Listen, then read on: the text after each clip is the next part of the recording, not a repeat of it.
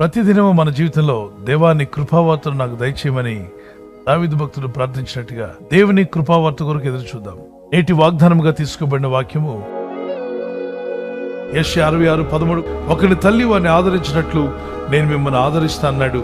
As a mother comforts her child, so will I comfort you. ప్రభు మిమ్మల్ని ఆదరించి బలపరిచి మరింత కృపను, దయను, ఆయన ప్రేమను మీకు అనుగ్రహించుటగా.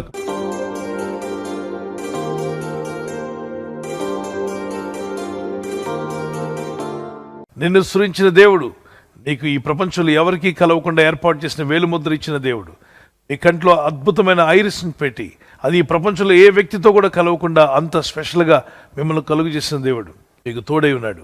You are special to God అనండి. I'm a special to God అని చెప్పండి. తల్లి గర్భంలోనూ ఉండగా నేను ఎరిగినవాడు. ప్రయాసపడి భారం వస్తున్న సమస్త జనుల నా యుద్ధకు రండి, నేను మీకు విశ్రాంతిని, మనశ్శాంతిని నేను మీకు అనుగ్రహిస్తాను. మీ భారమును నేను తొలగిస్తాను. మీ చింత యావత్తు నా మీద మోపమన్నాడు. మీ భారం ప్రభు మీద మోపండి. మీరు ఒంటరివారు కారు. అందరూ నిన్ను విడిచిపోయినా నువ్వు ఒంటరివాడు కావు.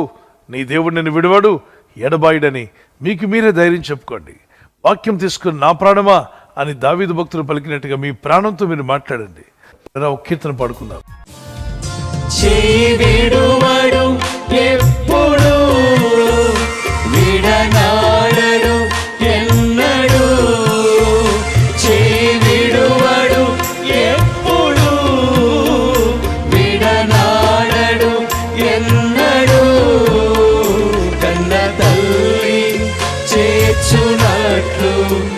నన్ను చేర్చున ప్రియుడు, కన్న తల్లి చేర్చునట్లు నన్ను చేర్చున ప్రియుడు. విడువడు ఎప్పుడు, విడనాడడు ఎన్నడు. విడువడు ఎప్పుడు, విడనాడడు ఎన్నడు.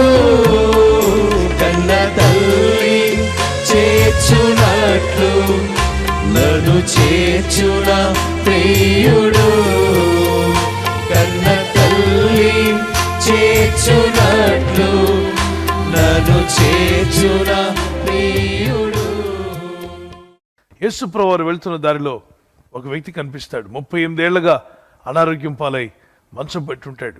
5 మంటపాల దగ్గరికి వెళ్ళిన యేసు ప్రభువారు యోహాను సువార్త 5:1-8 వరకు ఆ దూత పరలోకమును దిగి వచ్చి నీళ్లను కదిపిన వెంటనే నీళ్లు కదులుతున్నాయి అని తెలియగానే ఎవరు మొదట దూకుతారో ఆ వ్యక్తి ఎలాంటి వ్యాధిగ్రస్తుడైనా అతను స్వస్థత నుండి నీళ్ళ నుండి నడుచుకుంటూ పైకి వస్తాడు.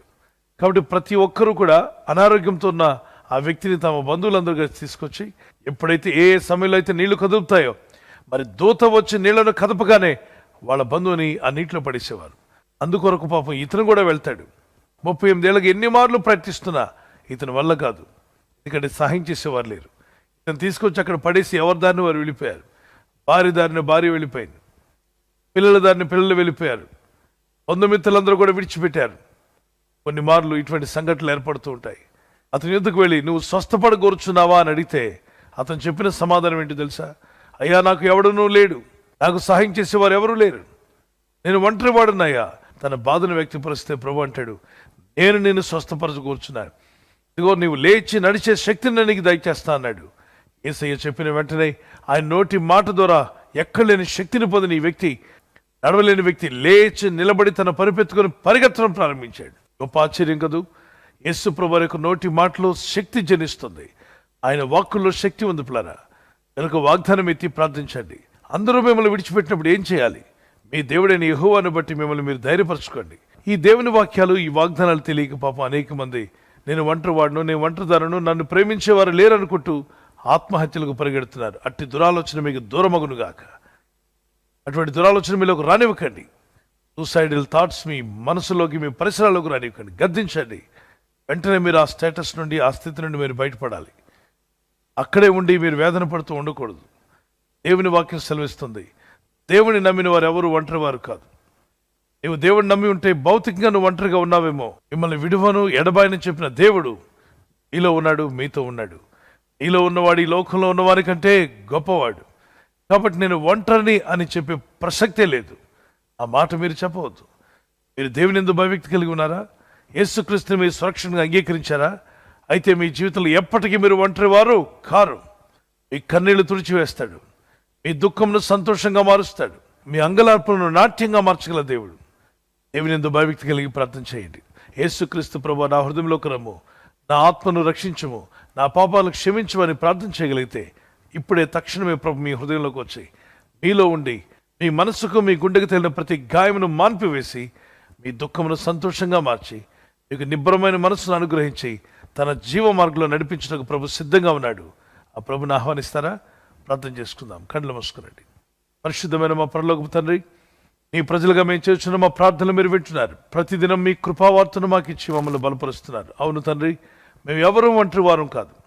ఈ లోకంలో కొన్ని పరిస్థితులు, కొన్ని స్థితిగతులు కొందరిని ఒంటరివారుగా చేసినప్పటికీ ఆ ఒంటరితనంలో నీవు మాతో కూడా ఉంటానని, విడవక ఎడబాయిక నడిపిస్తానని వాగ్దానం చేశావు. ఆ దుఃఖమును సంతోషంగా మారుస్తాన్నావు, మా అంగలార్పను నాట్యంగా మారుస్తాన్నావు. నీ కృపను అనుగ్రహించి ఈ ప్రార్థనలో పాల్గొన్న ప్రతి ఒక్కరిని దర్శించు నాయన. నీ ప్రజల్లో ఏ అవస్థలో ఉన్నా మా ప్రతి అవసరాన్ని మహిమైశ్వరం చొప్పున నువ్వు తీరుస్తున్నందుకు స్తోత్రాలు చెల్లిస్తున్నాను. నీ బిడ్డల కన్నీరు తుడిచివేయబడును గాక. వారిలో ఉన్న ఒంటరితనం ఇప్పుడే యేసు నామములో తీసివేయబడును గాక. ఆ లోన్లీనెస్ అనేటువంటిది వారి హృదయాల్లో నుండి, వారి ఇళ్లలో నుండి అది తొలగిపోవాలి నాయన. ఎవరైనా హాస్పిటల్లో ఉన్నా, ఐసీయూలో ఉన్నా ప్రభు, ఎవరైతే సీరియస్ కండిషన్లో ఉండి బాధపడుతున్నారో వారికి యేసు నామములో స్వస్థతను అనుగ్రహించండి. వారికి ఉన్న సకల రోగాల నుండి విడుదల ఇచ్చేయి. వారిని లేపి నడిపించిన ఆయన సాక్షులుగా నిలబెట్టుకోండి. ఈ ఉదయకాలం ప్రతి రోగి యేసు నామములో స్వస్థత నొందునుగాక. తండ్రి, ఈ దినం ఎవరైతే ప్రయాణమై వెళ్ళబోతున్నారో, అది రైలు మార్గమైనా, ఆకాశ మార్గమైన, బస్సుల్లో, వాహనాల్లో ఎక్కడ ప్రయాణం చేస్తున్నా, రోడ్డు మార్గంలో ఏ వాహనంలో వారు ప్రయాణం చేస్తున్నా, నీ ప్రజలకు కాపాడే దూతలను పంపండి. ఉదయం బయలుదేరి సాయంకాలం ఇంటికి వచ్చేంత వరకు నీ కాపుదల, కాపాడే దూతల యొక్క సహాయము నీ ప్రజలకు దయచేయమని అడుగుచున్నాను. యేసు క్రీస్తు పరిశుద్ధ నామములో అడుగుచున్నాను నా పరలోకపు తండ్రి. ఆమేన్, ఆమేన్. మన ప్రభువైన యేసు క్రీస్తు వరకు కృపా సమాధానాలు మీకు, మీ కుటుంబాలకు సదా తోడై ఉండి నడిపించునుగాక.